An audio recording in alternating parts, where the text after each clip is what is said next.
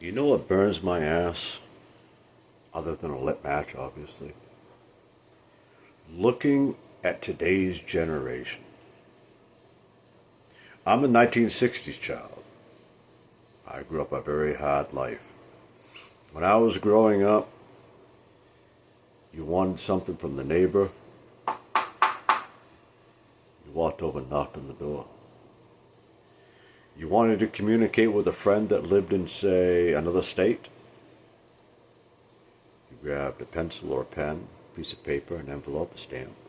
You wrote it, you stuck it in the envelope, you licked it, stuck the stamp, shipped it on its way. A week later, you get a response. That was communication back then. Back when I was a kid, because I'm 56 now, old school, you didn't see kids in the neighborhood playing PlayStation. We didn't have PlayStations. Our playground was when you got out of school, you washed your hands, you ate supper, and you went outside, you played until dark.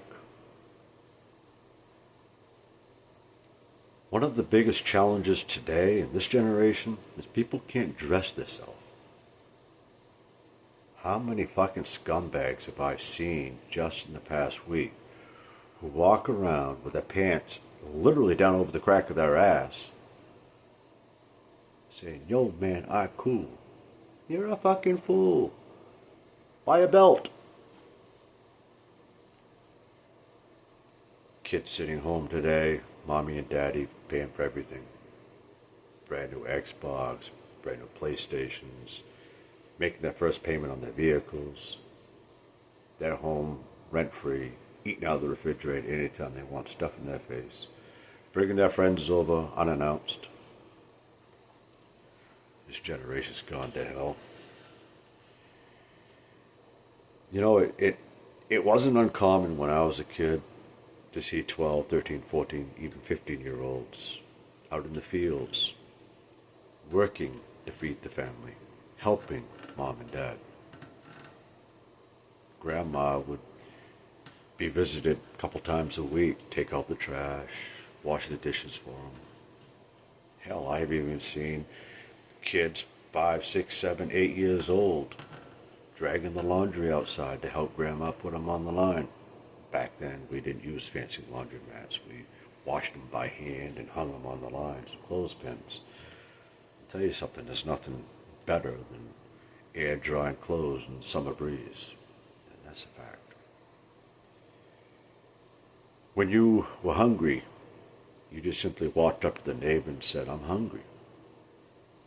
They'd open up the door, because back then we never locked the doors. Didn't have to. You were on your honor system back then. They'd bring you inside, they'd make you some sandwiches and give you dessert, and a cup of Kool-Aid or cocoa, or even coffee, milk, tea, soda, whatever. Never ask for anything in return. You could leave your car unlocked or your truck unlocked. Nobody got inside it. Leave your wallet on the dashboard, come out first thing in the morning and go to work. Your wallet's still there, your money's still there, your doors are still open. Nobody cared. Nobody did any of that crap anymore back then. Yeah, every now and then there was a few morons that would try to ruin it for everybody, but usually they end up in somebody's field. Long story. I'm not going to get into it. People talk about drugs and alcohol. When I was a kid, weed was the thing. You didn't see all this meth, ice, crystal. You didn't see heroin up, down, soft, hard. You didn't see handfuls of gullible pills. It was weed. Weed to me, even though I don't agree with it anymore, weed to me is not a drug. It's a fucking plant that's been here thousands of years before the laws existed. I know I used to smoke weed, lots of weed. But I gave it up. I gave it up by choice, not because I had to, not because the government told me I could. Fuck the government. I'm no lost love for the government. And people like Joseph Biden, who stands at the podiums like, why am I here? That's the people we elect, for Christ's sake. The people that are leading this country. Back in the days of Jimmy Carter, Ronald Reagan, We didn't have nonsense like that. Ronald Reagan stood up against the government, for Christ's sake. Review his history. Jimmy Carter, he was an old peanut farmer. But that man could work.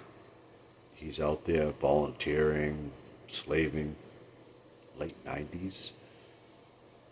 Those are the people we need today. Somebody said we live in the greatest country in the world. That's a bunch of bullshit. The only thing we're greatest at, we have the highest rate of incarcerated inmates in the country. We have the lowest form of economic stimulus. We think that we're educated, but people in China, they go through so much more rigorous training and education, schooling. It makes the average American look like a peanut farmer. No offense to peanut farmers.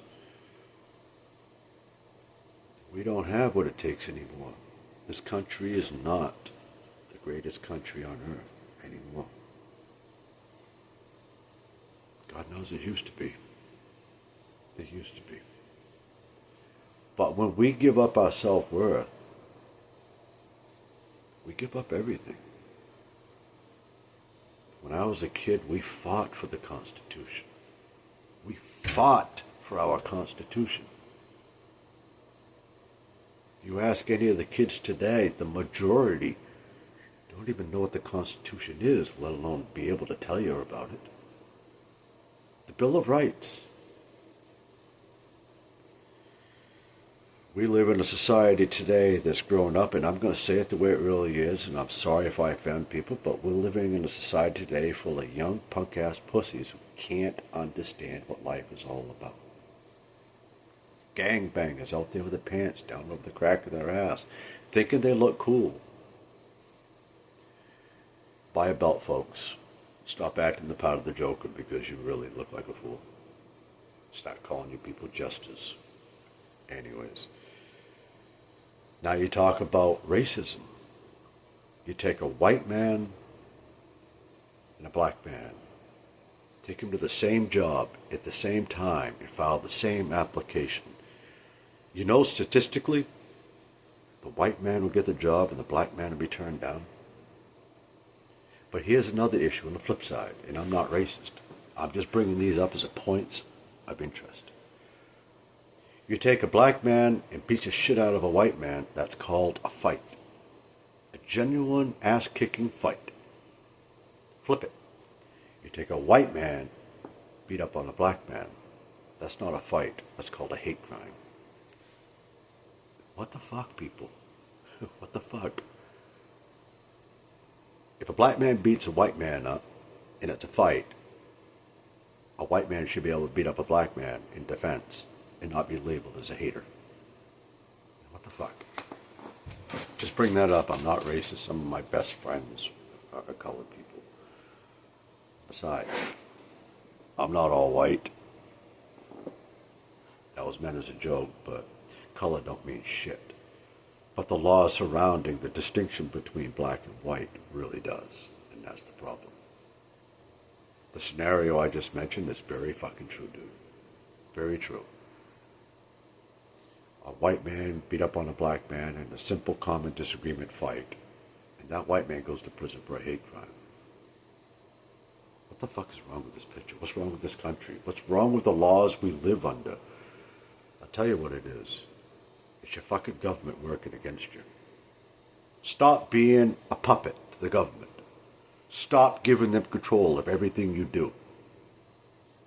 Because sooner or later, you're going to wake up and realize the government don't give a shit about you. They don't give a shit about anybody but themselves. You earn a $5 bill, they want $1.75 in their pocket. What the fuck do they get off taking our money? We earn that money.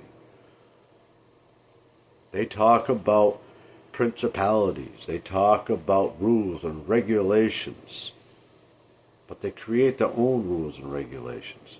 They changed the goddamn Constitution so many times, it's no longer a Constitution. It should be called the United States Amendments. Sorry, folks, I'm getting a little off topic. I'm a little irritated. But that's what happens when you grow up old school and you see this new generation of pussies growing up. Turns